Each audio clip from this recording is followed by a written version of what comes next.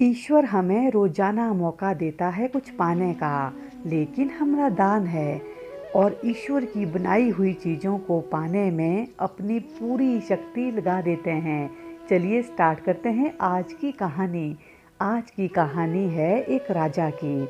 एक बार एक नगर में राजा के यहाँ पुत्र पैदा हुआ।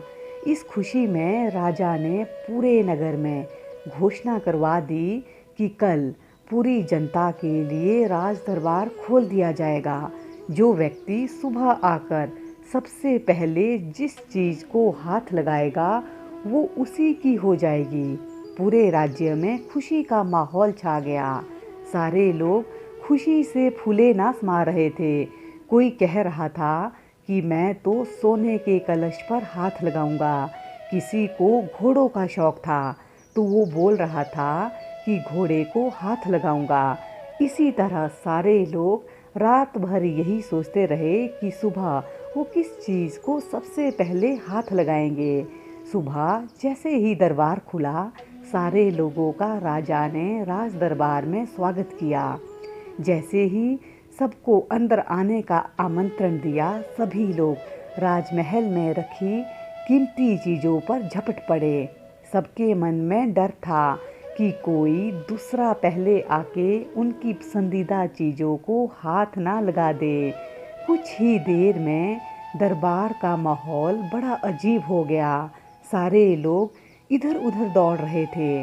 राजा अपने सिंहासन पर बैठा ये सब देख रहा था और राजा को बड़ा ही आनंद आ रहा था। अचानक एक छोटा बच्चा भीड़ से निकल कर आया और राजा की ओर आने लगा। राजा उसे देखकर कुछ समझ नहीं पाया और इतने में वो बच्चा राजा के नज़दीक आया और उसने राजा को हाथ लगा दिया। अब राजा उसका हो चुका था, तो इस तरह राजा की हर चीज़ उसकी हो गई। दोस्तों, इसी तरह जैसे राजा ने जनता को मौका दिया, वैसे ही हमारा ईश्वर हमें रोजाना मौका देता है कुछ पाने का, लेकिन हम नादान है और ईश्वर की बनाई हुई चीज़ों को पाने में अपनी पूरी शक्ति लगा देते हैं। किसी को गाड़ी चाहिए तो किसी को बंगला, किसी को पैसा तो किसी को शान शौकत। रोज भगवान से प्रार्थना में भी भगवान की ही चीज़ें मांगते हैं। जो लोग सत्य को जान लेते हैं वो भगवान की चीज़ें नहीं बल्कि भगवान को ही प्राप्त करने की कोशिश करते हैं। भगवान को पा लिया तो उस मालिक की हर चीज़ आपकी ही हो जाएगी।